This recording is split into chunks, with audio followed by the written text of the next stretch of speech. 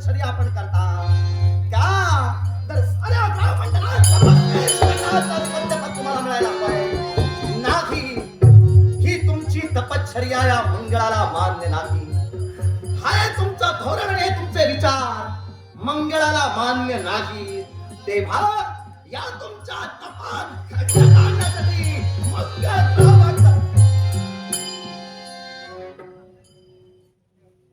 आश्चर्य. शनिदेव तर तपश्चर्येत मग्न आहे. मग असं असताना त्यांच्या सेवेसाठी या स्थळी मला एक स्त्री दिसते. नेमका प्रकार काय जाणून घेणं गरजेचं आहे. प्रणाम. प्रणाम. आश्चर्य वाटलं. आश्चर्य. माझी ओळखी कदाचित आपल्याला झालेली नसेल. मी थोडक्यात माझी ओळखी आपल्याला करून देऊ इच्छितोय. नवग्रहांचा जो सेनापती, नवग्रहात ज्याचा सेनापती पद, तो हा मंगळदेव सांप्रत तुमच्या नेत्रासमोर उभा आहे.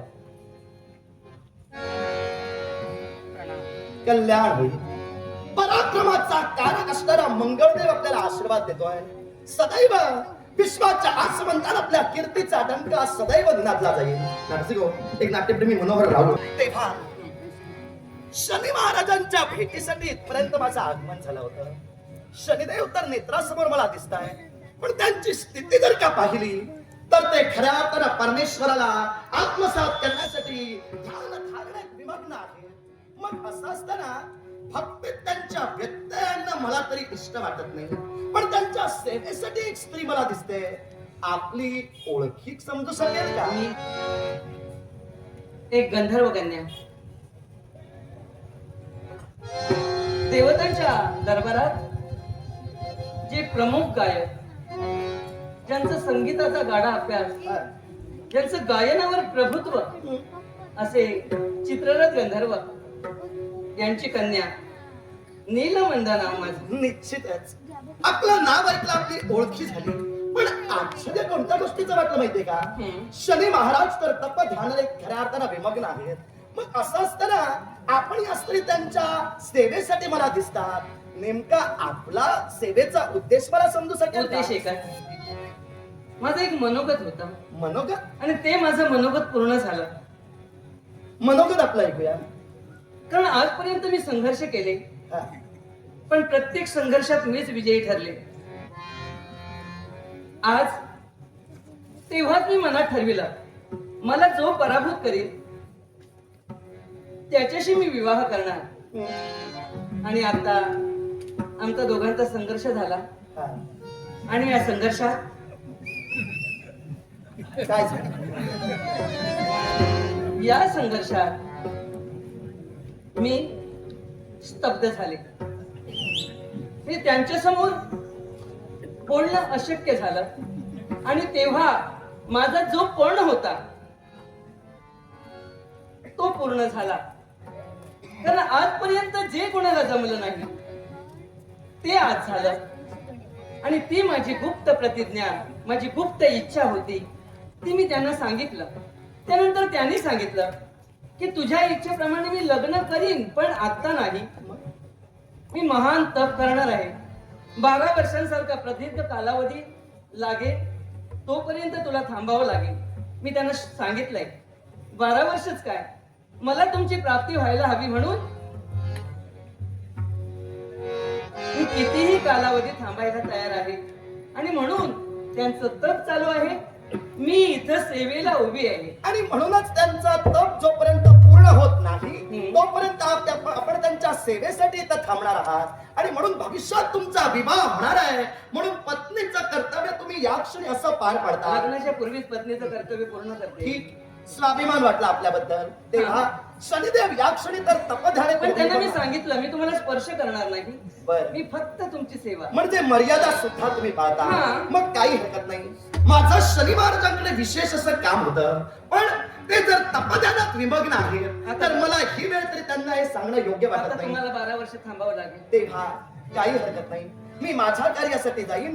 तुमची सेवा शुश्रूषा आणि शनी महाराजांचा जो तव आहे तो असाच परिपूर्ण होऊ द्या.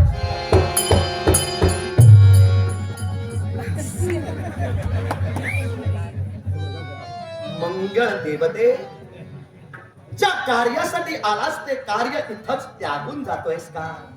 हीच नामी संधी आहे. अरे ही नीलमंदा तुझ्यासाठी खऱ्या अर्थानं उपयोगी ठरेल आणि यासाठी मंगळाची मंगळ पिढा या नीलमंद्यापासून मी सुरुवात करेन आणि माझा श्रेष्ठ पद असू देईन. नीलमंदा. काय झालं? 12 वर्ष झाली. नाही नाही 12 वर्षाचा प्रदीर्घ काळ अजून झाला नाही. नाही, तुम्ही आता सांगून गेला होता, आता काही म्हटलं नाही म्हणणं तुमचं रास्त ठरू शकेल. मी तुम्हाला काय सूचित केलं होतं? जर तप त्यांचा आहे तर 12 वर्ष चालणारा हा तप असाच राहू दे. त्यांना तपातून तपभंग करणं मला इष्ट वाटत नाही. आता तुम्ही आला. आणि हा. म्हणून मी खऱ्या तर माझ्या स्वस्थानी जात होतो. एवढ्यात थांबलो. हा वेळ काही निमिषांचाच होता. 12 वर्ष जाण्याचा प्रश्न झाला नाही. मला वाटलं मी कशी जरा बरं. त्यांच्या भक्ती तदात्मा काही हरकत नाही. पुन्हा मध्ये झाली ती माझी. मी तुम्हाला समजू शकतो. हा. तेव्हा या क्षणाला तुम्हाला काही क्षणांचा हा अवधी 12 वर्ष झाल्यासारखा वाटू लागला. कारण तुम्ही सेवेत त्यांच्या एवढ्या विमग्न झालेला हो. आहात की इतरत्र कोणत्याही गोष्टीचा विचार तुमच्या मनाला शिवत नाही. नाही. याबद्दल मी तुमचं कौतुकच करतोय. पण थांबलो याच्यामुळे कारण काय माहितीये का? मी म्हणतोय म्हणून नव्हे, तुम्ही योग्य तो विचार करा. कारण तुमची बोलण्याची पद्धत, तुम्ही माझं कौतुक केलं आता. तुमचं कौतुक छान, आहे. सुंदर. कारण तुमच्या व्यतिरिक्त फक्त शनी महाराज आहेत आणि ते तर तपोधानात खऱ्या अर्थानं विमग्न कौतुक आहे. आवडत असतं. तुम्ही माझं कौतुक केलं तेव्हा आता थांबलो याच्या मुळाशी असणारं कारण सरळ आणि स्पष्ट शब्दात मी आपल्याला कथित करू इच्छितो. हा. शनी महाराजांबरोबर लग्न करण्याचा जो तुम्ही निर्णय घेतला, हा. या निर्णयाशी ठाम आहात. ठाम आहे. ठाम आहात. पण मला तरी असं वाटतंय, तुमचं भवितव्य जर तुम्हाला उज्ज्वल घडवायचं असेल, हा. तुमच्या भविष्यात पुढे येणाऱ्या अडचणींना तुम्हाला जर सामोरं जायचं नसेल तर हीच योग्य वेळ आहे. काय? यावेळी योग्य तो तुम्ही विचार करणं गरजेचं आहे. असं मी का म्हणतोय? मी माझ्या स्वार्थाचा विचार करत नाही, तर भविष्य तुमचं सुखकारक व्हावं म्हणून तुम्हाला सांगतोय. शनिदेव 12 वर्ष तपश्चर्या करणार आहे. पण तपश्चर्येला बसणारा योगी पुरुष किंवा एखादी देवता तपाचा आपल्या भंग कधी करते? ज्यावेळी त्याचा इच्छित कार्यभाग सफल होईल त्यावेळी. जर शनिदेवतेंचा इच्छित कार्यभाग सफल होण्यासाठी 12 वर्षापेक्षा अधिक वर्ष जर लागली तर तोपर्यंत तुम्ही विवाहासाठी तर थांबणार आहात, कारण तुम्ही मनाचा निर्धार केलेला आहे. हो, बरोबर. तेव्हा मला तरी असं वाटतंय, काय? शनी महाराजांची लग्न करण्याचा विचार तुम्ही सोडला तर बरं होईल. याच्या मुळाशी कारण काय माहितीये का? मी पुन्हा सांगतोय, मी माझ्या स्वार्थाचा विचार करत नाही आणि यातून मला काय निष्पन्न करायचंय. फक्त तुम्ही माझ्या बरोबर आपुलकीनं ज्या स्वरात बोललात त्यानुसार तुम्हाला सांगतोय, नीलमंदा, शनी महाराजांचा विचार सोडून द्या. विश्वात अनेक असे देव देवता आहेत, अनेक असे रूपवान पुरुष आहेत. शनी देवतेंपेक्षाही सवाई पराक्रमी आणि सर्वश्रेष्ठ देवता आहेत. तेव्हा तुमच्या सौंदर्याकडे जर का पाहिलं तर या विश्वात तुम्हाला कुणी नकार देणार नाही. तेव्हा कृष्णवर्णीय असणाऱ्या या शनी महाराजांशी लग्न करण्याचा विचार तुम्ही सोडून एखाद्या चांगल्या देवतेशी खऱ्या अर्थानं संसार थाटत आपल्या जीवित्याचा जर का उत्कर्ष साधला तर बरं होईल. ही योग्य वेळ आहे म्हणतोय मी. तुम्ही विचार करा, मी माझा मनाचं सांगत नाही. नाही, कळलं मला. कारण नसताना एखादा किंवा कोणीतरी स्तुती करत असतो ना, हा. तेव्हा समोरच्यानं लक्षात घ्यायला हवं काय? काहीतरी आहे. म्हणजे कारण नसताना एखादी व्यक्ती समोर जाऊन तिची जर स्तुती करत असेल हा. तर काहीतरी आहे हे मी सांगायला नको. आणि पहिली दुसरी गोष्ट काय, तुम्ही पहिल्यांदा आलात, माझ्याजवळ चौकशी केली की शनिदेव तपश्चर्येला बसले, त्यांच्या जवळ काम होतं. हा, पुन्हा तुम्ही आलात आणि मला सांगायला सुरुवात केली. नेमकं तुमचं काम कोणाजवळ होतं? माझं कार्य नेमकं शनिदेवतेंपर्यंतच होतं. हा. पण शनिदेवतेंच्या भेटीसाठी येत असताना नीलमंत आपली आणि माझी ग्रंथिका होईल याची कल्पना सुद्धा मला नव्हती. पण तुम्ही भेटला म्हणून तुम्हाला सांगतोय, शनिदेवतेंच्याशी तुम्ही विवाह करण्याचा विचार करता. अहो जरा विचार करा, ज्यांच्या वक्र दृष्टीमुळं प्रत्यक्षात सूर्य देवतेला सुद्धा पुष्ट आलं, ज्यांच्या वक्र दृष्टीमुळं सूर्य देवतेच्या रथाचा अश्व आधा झाला. अर्थात हीच वक्र गोष्टी उद्या जर तुमच्यावर त्यांची पडली तर तुमच्या सुखी संसाराची जी वाटचालीची स्वप्न तुम्ही रंगवतात ती स्वप्न कुठेतरी बेचिराग होतील. तेव्हा वेळ गेलेली नाही. अजूनही विचार करा. शनी महाराजांचा विचार सोडा आणि परत कुणाशी विवाह करा. झालं तुमचं बोलून? आता मी तुम्हाला सांगते. बोला. तुमचं जर बोलून झालं असेल तर तुमचं आणखी दुसरं काहीतरी कर्तव्य असलं तर ते करा, इथं थांबू नका. त्याचं कारण असं, माझ्या मनातील मनीषा पूर्ण झाली. आजपर्यंत जी इतकी वर्ष जी गुप्त माझी प्रतिज्ञा होती, जी माझी इच्छा होती ती पूर्ण होत नव्हती आणि नेमकी आजच पूर्ण झाली. म्हणून मी मनानं ठरविलं की मी त्यांच्याशी लग्न करणार आणि त्यांच्याशी लग्न करणार हा माझा निग्रह आहे. आणि तुम्ही आता इथं येऊन मला सांगता काय हो, नेमकं तुम्ही माझ्या बऱ्यासाठी आला की तुम्ही तुमच्या बऱ्यासाठी आला? नेमकं काय साधायचंय तुम्हाला? नीलमंदा. आणि असं जर असलं असतं, नेमकं माझं जर बरं करायचं तुमचा जर हेतू असला तर तुम्ही गंधर्वराज यांच्या जवळ गेला असता. कारण माझी पितृदेवता आहे, त्यांना तुम्ही समजुतीने 4 गोष्टी सांगितल्या असतात. कारण तुमच्या कन्येचा जो मार्ग आहे तो चुकीचा आहे, ते देव अशा अशा पद्धतीचे आहेत असं सांगितलं असतं. पण त्यांच्याबद्दल आता मला खात्री झाली ते कोणत्या पद्धतीचे आहेत ते, आणि म्हणून मी त्यांचा स्वीकार केलाय. देवी नीलमंदा, आपलं म्हणणं मी शांत चित्तानं ऐकून घेतलं, पण तुमच्या वडिलांपर्यंत मी गेलो नाही याच्या मुळाशी कारण होतं. ते कारण कोणतं? तर शनी महाराजांच्या भेटीसाठी येत असताना तुमची ग्रंथिका झाली. तेव्हा तुम्ही जेव्हा सांगितलं तेव्हा मला समजलं की तुम्ही मनाचा निर्धार केलेला आहात की खऱ्या अर्थाने शनी देवतेंशीच तुम्ही विवाह कराल. आणि म्हणूनच या क्षणाला मी तुम्हाला सांगितलं. जर ते आधीच मला माहित असतं तर मी तुमच्या समजुतीसाठी आलोच नसतो. मी तुमच्या वडिलांना जाऊनच सांगितलं असतं. पण या क्षणी तुमच्या मुखातून मला ऐकायला मिळालं म्हणून थेट तुमच्या मला एक सांगा, एखाद्याचं लग्न ठरलेलं असेल, एखाद्याचा विवाह आता होणार, शब्द एकमेकांना गेला म्हणजे ते ठरलं, नेमकं लग्न ठरलं. मग ठरलेलं लग्न त्या विघ्न आणणं हे योग्य आहे का? ठरलेल्या लग्नात विघ्न आणणं हे योग्य की अयोग्य असा प्रश्न तुम्ही केला. माझ्या मतानुसार मी तुम्हाला सांगतोय, वैयक्तिक माझं मत. ते मत कोणतं?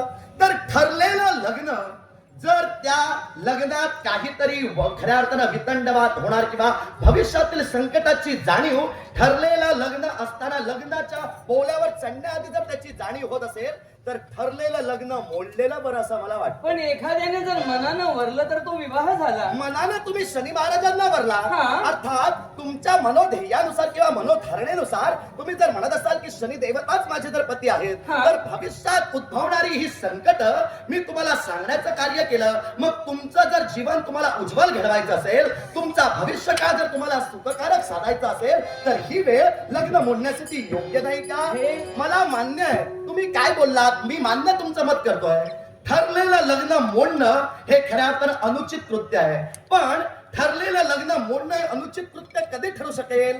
जेव्हा वर आणि वधू यांचं खऱ्या अर्थानं एकीकरण असेल. पण त्या एकीकरणानंतर जर वरात काहीतरी दोष आहे याची प्रचिती जर वरिष्ठ किंवा प्रियस्थ व्यक्ती जर देत असतील तर विचार कन्नेनं करायला नको का? माझ्या मनानं ठरविलंय.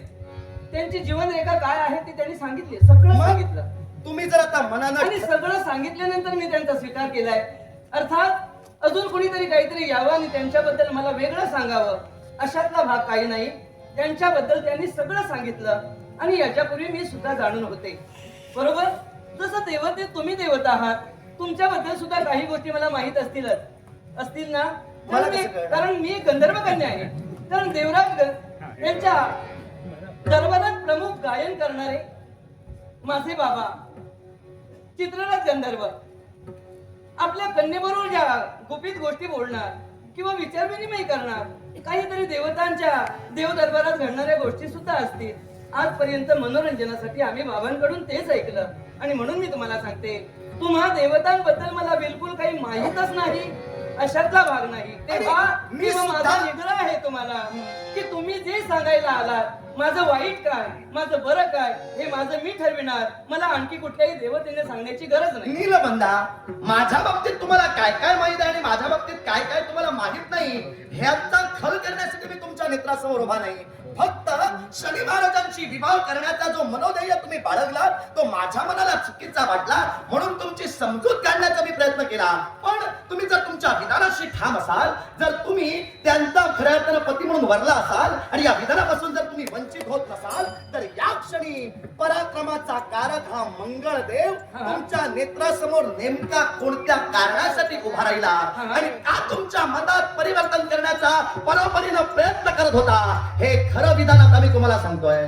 देवी नीलमंदा, भविष्यातला तुमचा पती म्हणून ज्या शनिदेवतेची निवड तुम्ही केला, या शनिदेवतेंनी सध्या जो तप आरंभलेला आहे तो तप कशासाठी, तर साऱ्या ग्रह मंडळात त्यांना श्रेष्ठत्व प्रदान करायचं आहे आणि त्यांच्या श्रेष्ठत्व प्रदान करणाऱ्या या विधानानुसार आम्हा ग्रहांचा कुठतरी हा कमीपणा किंवा खालीपणा त्यांच्या या तपामुळे होतोय. तेव्हा मी इथं आलोय तो शनिदेवतेचा तपोभंग करण्यासाठी. राणीला होता, कारण कारणाशिवाय कधीच क्रिया घडत नाही. देवराज, तुम्ही इथपर्यंत का आलात? तुम्ही मंगळदेव आहात आणि इथपर्यंत आलात, तुमचं स्थान कोणतं आहे हे सुद्धा मला माहिती आहे. तुम्ही जेव्हा माझी स्तुती करायला लागलात आणि त्यानंतर लग्नाविषयी सांगायला लागलात, तेव्हाच मला कळलं की तुम्हाला कुठेतरी कमीपणा वाटायला सुरुवात झालेली आहे.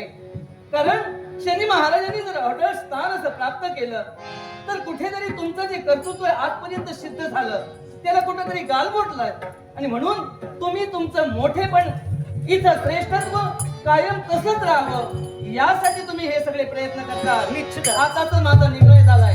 तुम्हीच काय, अजून कोणी जरी देव इथपर्यंत आले आणि त्यांनी जरी सांगितलं तरी सुद्धा मी माझ्या शब्दापासून कधीच वंचित होणार नाही. बस, देवी नीलमंदा, तुम्ही जर तुमच्या शब्दापासून वंचित होत नसाल तर त्या उद्देशाला मी इथं पावलं टाकले, तो माझा उद्देश सफल करायचा. मी सुद्धा माघारी जाणार नाही. मग मी सुद्धा तुम्हाला तेच सांगते, काय ते? तुम्ही कोणत्या पद्धतीने तुमचा उद्देश सफल करणार आहात हे इथं मी सेवेला उभी राहिली, इथं उभी राहून मला पाहायचंय. मग बस, तुम्हाला समजावून सांगण्याचा मी प्रयत्न केला. वास्तविक वाद माझा तुमच्याशी नव्हता, पण खऱ्या अर्थानं माझ्या मार्गात जर तुम्ही प्रतिकारात उभे राहत असाल तर माझ्या मार्गात नष्ट करण्यासाठी मंगळदेव तुम्हाला प्रतिकार देतो. यावेळी मी सेवा करत असताना तुम्ही जर यावेळी माझ्यावर शस्त्र उभारण्यासाठी प्रयत्न करत असाल तर मी सुद्धा यावेळी त्यांची पत्नी म्हणून तुमच्या बरोबर संघर्ष करीन. शास्त्र आणि ठोसास्त्राचा प्रयत्न करा. अवगुण फुले अंतरी दिसती, अवगुण फुले अंतरी दिसती,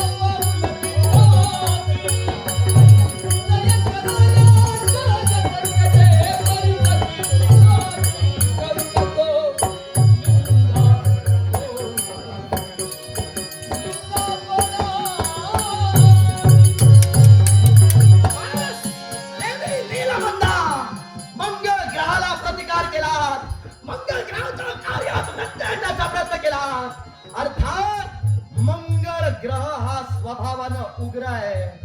मंगळ ग्रहाचा रस तिखट आहे. निखाऱ्या प्रमाण जो तप्त तो हा अंगारक. या क्षणी मंगळाचे दोष तुमच्या देहात होतोय. देवी नीलमंदा, मंगळ पिढेला सामोरे जा. मंगळ पिढेला सामोरे जा. मंगळ पिढेला सामोरे जा.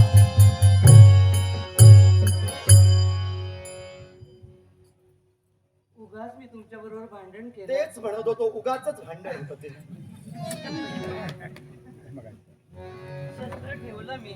आणि निर्णय काय घेतला? तुम्ही एवढे चांगले आहात ना. होय तर माझा माझ्या माझ्या माझ्या सुखी जीवनासाठी तुम्ही इथपर्यंत आला. सुखाचा विचार केला तुझ्या आणि मी- पण तरी सुद्धा तू प्रतिकार करण्याचा प्रयत्न केलास. पण तुला खरं सांगू, माझ्या मनात कोणताही राग नाही. तेव्हा मी मंगळ ग्रह आहे, मी शुभ स्थानात जर प्रवेश केला एखाद्याच्या तर त्याचं मंगलच घडवतो. देवा तुमचं मंगल घडविण्यासाठी इथपर्यंत आलो होतो. म्हणजे? थोडा आपल्या बोलण्यातला जो प्रवास होता तो उलट दिशेला गेला, पण आता जागेवर येतोय असं मला वाटतं. आता तुम्ही माझ्या शुभ स्थानात प्रवेश केलात ना तुम्ही. हा?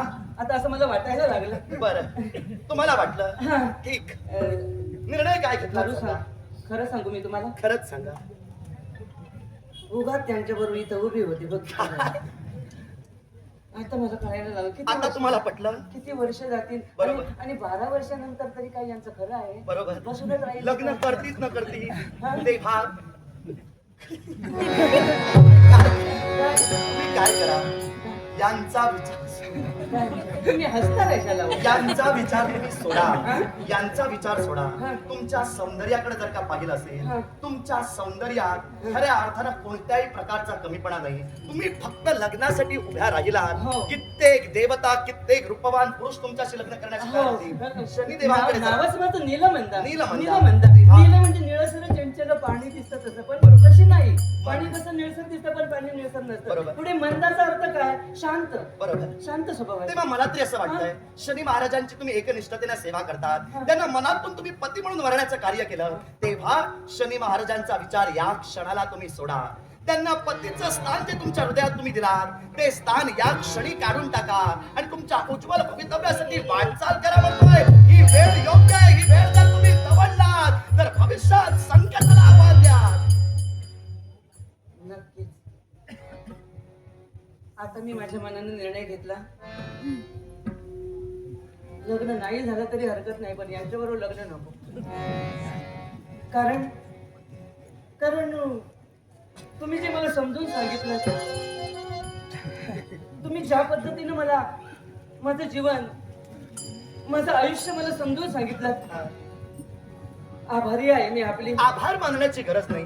मी तुमच्या भविष्याचा विचार केला तेव्हा तुम्ही बोलून मोकळे झालात. मंगळदेवतेच्या पद्धतीने तुम्ही सांगितलात त्यानुसार मी तुमच्या खऱ्या अर्थानं मताला आता संमती दर्शवते. तेव्हा माझी रसाळच ही वाणी आहे. नाही, रसाळ नुसती नाही, चांगली वाणी आहे ती. त्याच्यामुळे आम्हालाही पटलेलं आहे. आमचं जीवन काय ते. तेव्हा आता मी काय करणार माहिती? काय करणार तुम्ही? यांना इथेच भक्ती करू दे. मी आता निघाले. चला. नाही थांबणार. चला. मी जाणार. तुमचं भविष्य उज्ज्वल तुम्हाला घडवायचं आहे. कारण आज तुम्ही मला म्हणून माझ्यात असा हा बदल झाला. कल्याण होईल. तो माझ्या भवितव्याचा आहे. भवितव्य तुमचा उज्ज्वल घडवा. शनी महाराजांचा विचार सोडून द्या. हो, सोडून दिला. आणि आता एकच निर्धार, आणखी काही होऊ दे, पण आता यांच्या सेवेला मी थांबणार नाही. कारण एवढी 12 वर्ष आता राहायला मला जमणार नाही. मी